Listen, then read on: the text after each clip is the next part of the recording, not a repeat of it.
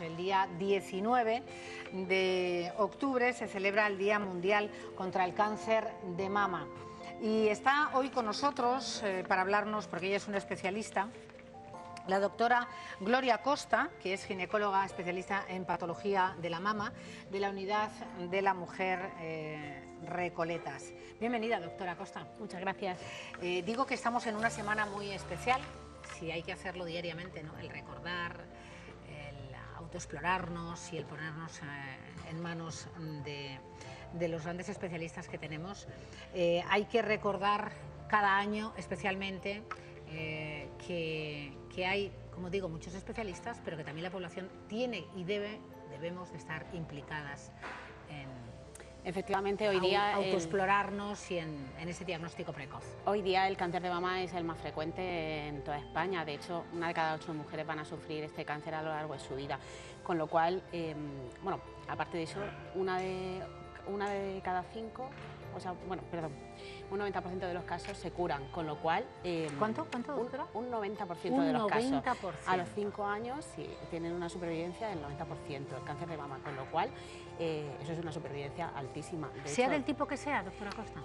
Sea del tipo que sea. De hecho, de los casos que no se llegan a terminar de curar, ya lo que se está consiguiendo es que se haga una enfermedad crónica y no fallezcan tantas pacientes. De hecho, ese es el futuro un poco de los tratamientos, conseguir que esto se convierta en una enfermedad crónica y no llegue a ser una enfermedad mortal.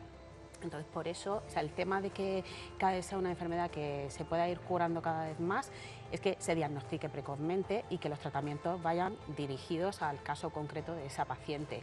El diagnóstico precoz se basa sobre todo en que la paciente se haga sus revisiones, se haga sus controles. Y bueno, hay casos en los que no se diagnostican por las revisiones, sino que se diagnostican un poco más tardíamente, pero en esos casos que, pues ante cualquier síntoma nuevo que aparezca, que consulten sobre todo. Que no ¿Hay unos síntomas concretos? La mayoría de las veces, lo que comentábamos, por las revisiones y las mamografías de cribado, la mayoría de las veces es asintomático, o sea, simplemente lo diagnosticamos por una mamografía rutinaria, que se ve un hallazgo anormal y que se biopsia. En otras ocasiones pueden aparecer otros síntomas, sobre todo lo más importante, el más frecuente, suele ser un bulto en la mama. No todos los bultos que aparecen en la mama van a ser cáncer, pero como muchas veces solamente una no puede ser capaz de diagnosticar o de saber si realmente es benigno o maligno, hay que consultar. Cuando una nota algo distinto en su mama, un bulto, pues una heridita, rojez, cualquier cosa distinta, hay que ponerlo en conocimiento del especialista.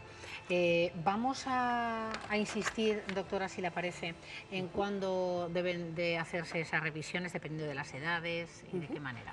Pues a ver, el cáncer de mama es mucho más frecuente en mujeres menopáusicas, ¿verdad? Que cada vez vamos viendo que la edad se va desplazando cada vez a mujeres más jóvenes.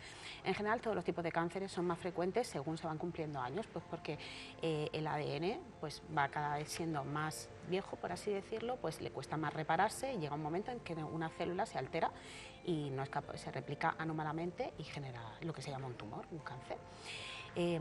Entonces, por diversos cambios, o sea, cada persona tiene una susceptibilidad individual y aparte de eso, pues hay ciertos factores ambientales o ciertos factores de riesgo, pues que cada uno podemos tener más o menos o cumplirlo más o menos.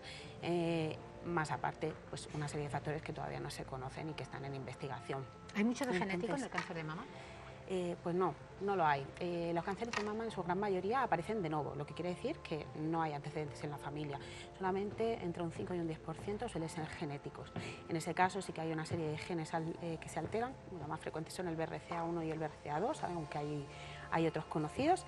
Y en estas familias hay muchos casos muy cercanos en los que aparece un cáncer, que suele ser además, suele aparecer en mujeres mucho más jóvenes que normalmente y además suelen ser casos más agresivos.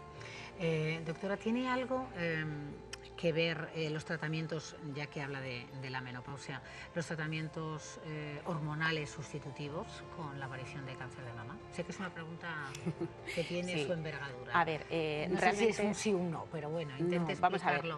Evidentemente, cualquier intervención que hacemos sobre el cuerpo pues puede afectar en que aparezca un cáncer o cualquier otro tipo de enfermedad, porque al final ningún tratamiento es inocuo. ¿Qué pasa? Que los estudios que hay en relación a la terapia hormonal se han hecho hace ya pues cierta cantidad de años y son estudios que tienen pues ciertos sesgos, han sido realizados en cierto tipo de población, con lo cual no son totalmente atribuibles a cualquier tipo de persona. Normalmente la terapia hormonal sustitutiva utilizada en cierto tipo de casos, en cierto tipo de mujeres con cierta edad, el menor tiempo posible, no suele llevar en menor riesgo para que aparezca un cáncer de mama. Normalmente las pacientes en las que aparece es que suele haber una susceptibilidad propia, individual, y luego aparte de eso pues factores ambientales que condicionan que esa paciente termine desarrollando el cáncer.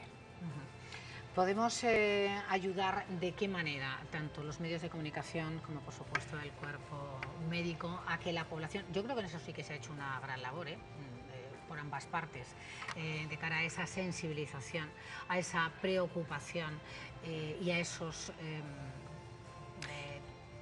a esa supervisión, digamos, de revisiones? Mira, yo sí que creo que es verdad que las mujeres cada vez están más concienciadas en que tienen que revisarse y tienen que hacerse sus mamografías a tiempo y pues llevar un seguimiento para poder intentar realizar un diagnóstico precoz. Ahora, otra cosa que yo creo que hay que sensibilizar también es que precisamente, puesto que cada vez hay más mujeres que han sufrido el cáncer de mama, también hay cada vez más supervivientes. Es que también hay que concienciar de que hay que aprender también a vivir después del cáncer. En eso, pues todas las asociaciones, las ONGs, los psicólogos, ya no solo el personal médico, que también, pero todo este tipo de personal pues también ayuda muchísimo a que hay vida después del cáncer y que... ¿Y cómo es la vida después del cáncer, doctora?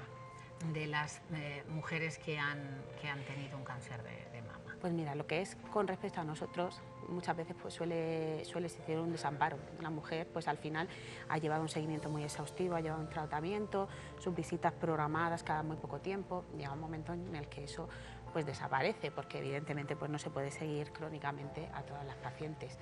Y llega el momento de volar y eso pues muchas veces suele ser difícil. Ahí es donde digo que entran mucho las asociaciones como la Asociación Española contra el Cáncer, las ONGs, pues y... Con apoyo, ¿no? Efectivamente, eso es súper importante. Después de ese vuelo.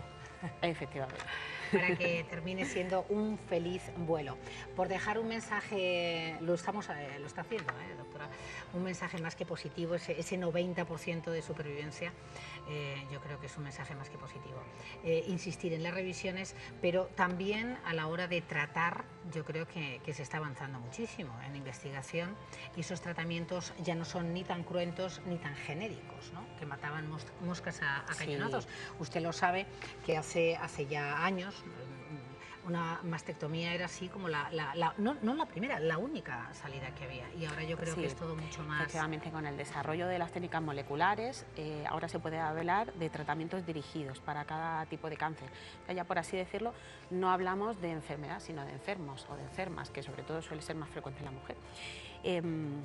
Entonces, con el desarrollo de todo esto hemos visto que hay tratamientos, en cuanto a los tratamientos quirúrgicos, se ha conseguido que podamos quitar solamente el tumor con un margen de tejido sano alrededor, que eso se llama cirugía conservadora.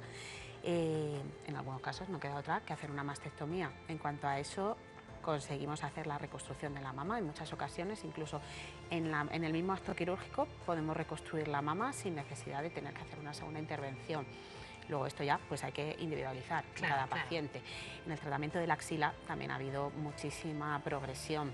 En los tratamientos antes se vaciaban los ganglios pues con el linfedema y todas las secuelas que ello conlleva, y hoy día pues muchas veces no es necesario tratar la axila o como mucho buscar el ganglio centinela.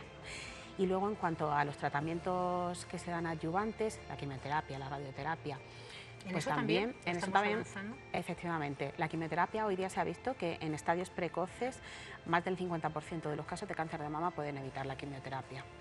O sea que es un porcentaje altísimo. ¿Es la quimioterapia la que peores consecuencias o efectos colaterales? Claro, el tema no es solamente...